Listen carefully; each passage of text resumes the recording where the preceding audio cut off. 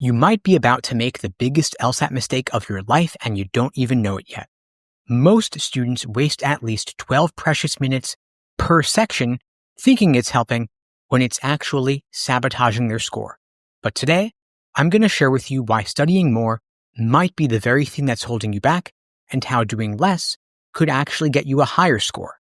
By the end of this video, you'll discover my step-by-step strategy for saving time, boosting accuracy, and walking into test day with total confidence. First, for those who don't know me, my name is Steve Schwartz. I've been teaching the LSAT since 2005, and I've helped thousands of students increase their scores by 10, 20, even 30 points or more. The methods I'll share today have personally allowed my students to improve their scores by 10 points in just a few weeks. So if you're tired of the anxiety and self-doubt that come with endless LSAT prep, stick around. I'm going to show you why the old just study more strategy doesn't really work, and instead, I'll give you a simple framework that does. Now, a lot of students believe that taking more and more tests automatically guarantees improvement. But here's the thing. Practice alone isn't enough. If you're taking test after test without laser-focused review, you're just solidifying bad habits. Now, here's why it's a time waster. Each full test takes almost 3 hours. If you're just collecting data points like your score, but you're not dissecting why you missed certain questions, you're losing massive opportunities for growth. So instead, after each test, after each section, spend at least as much time reviewing as you did taking the test. This approach ensures that every question you miss becomes a lesson, not just another tally in your error column. Now, another sneaky time waster is the obsession with highlighting every other sentence or taking excessive notes. Students think it helps them absorb more, but it often just slows down their reading speed and disrupts their comprehension. You end up rereading the passages multiple times and you lose focus. It feels productive, but it kills your momentum. Instead, you want to use minimal notation, marking only keywords, transitions like however, moreover, and although. This forces your brain to stay actively engaged without drowning in all the details. Now, the third big mistake is second-guessing every answer.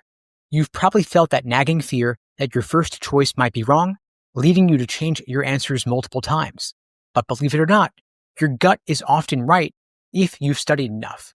But if you go back and forth on your answers, it chews up time you could have used for harder questions later, and it also increases your stress.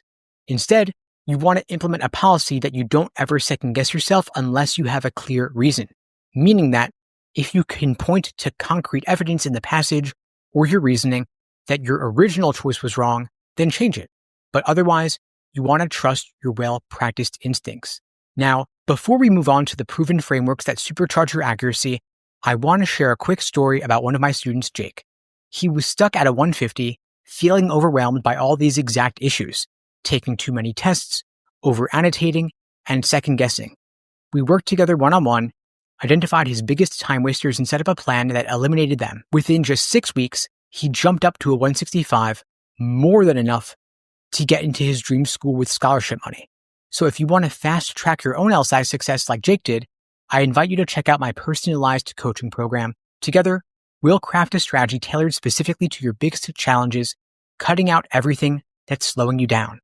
You could check out the links below to book a call with me and my team. We'd be glad to help you out. Now, let's dive into the core frameworks that supercharge your LSAT accuracy so you can boost your score without studying endless hours.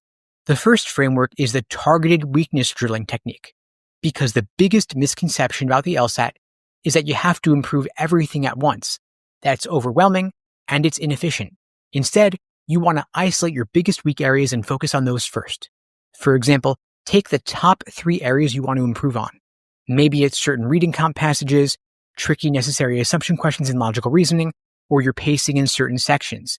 You could, of course, use your previous practice tests and take note of where you struggled the most. Then, you want to engage in micro drilling sessions where you do only 10 to 15 questions of that specific question type, working through them methodically. Of course, you want to focus on your reasoning process for each step along the way. But don't worry about speed. Speed is going to come later. Then you engage in deep review. For every single question you get wrong, you want to write out why you chose the wrong answer and why the right answer is ultimately right. Then you keep a log of recurring patterns in your mistakes. Maybe you're missing a certain kind of wrong answer trap. This targeted approach ensures you build a solid foundation in your weakest areas instead of spreading your time thin across everything. The second big framework I want to share is the predict and confirm approach to questions. Because one big mistake is jumping right into the choices without a plan of attack. This leads to confusion and second guessing. Instead, predict or prephrase the answer in your own words first. Here's the step-by-step approach you can apply for every single question. First, you read the stem carefully. You want to understand precisely what it's asking. Is it a main point question, necessary assumption, inference, or strength and weakness, etc.? Then, you predict your ideal answer. Based on the stimulus or the passage, you want to come up with a quick mental summary of what a right answer would ideally look like. Then, you confirm or eliminate as you go through the choices. Any that don't match your prediction, you knock them out. This approach reduces your confusion, speeds up your process, and boosts your accuracy by giving you a North Star before you dive into the choices that are full of traps. By the way, if you want to take these frameworks and apply them right now, I've created a free, easy LSAT cheat sheet with my top tips for saving time and boosting your score. It's a quick set of strategies you can reference daily to keep your prep on track. The link to get your copy is in the description below, and it's totally free, so be sure to check it out and start implementing these tactics right away. Next, let's move on to the final piece of the puzzle, a bonus tip that will tie these strategies together and help you transform your entire LSAT approach. Now, here's the final counterintuitive insight that most students miss. Studying fewer hours, but with more intensity and structure, can actually yield higher gains than cramming all day, every day. Now, here's why less can actually be more. The first thing is cognitive overload. If you study for too long in a single stretch, your brain can't maintain your peak focus. Your quality drops typically after 90 minutes or so, leading to diminishing returns. Instead, you want to adopt a process of strategic recovery because shorter, more focused sessions allow you to recharge mentally.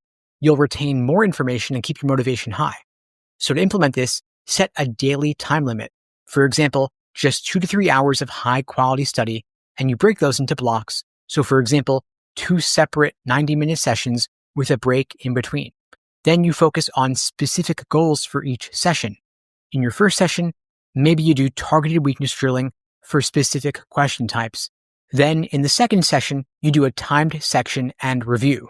Of course, you want to schedule recovery time and breaks in between, whether it's a walk, a workout, or just relaxing. You give your mind a break. Then you come back sharper for the next study block. Now, I know we covered a lot today, the 3 biggest LSAT time wasters, 2 accuracy boosting frameworks, and the less is more method to optimize your studying. But remember, the LSAT is not about brute force. It's all about focused practice, deep review, and strategic rest. If you follow this plan, eliminating your time wasters, isolating weak areas, predicting before choosing answers, and studying smarter, not longer, you'll see significant score jumps in a matter of just weeks. Now, don't forget to grab your free easy LSAT cheat sheet linked below this video. And if you're serious about a major LSAT score transformation, check out the links below to book a call with me and my team. I'd be glad to help you out on the journey to hit your dream LSAT score. In the meantime, I'll wish you all the best and take care.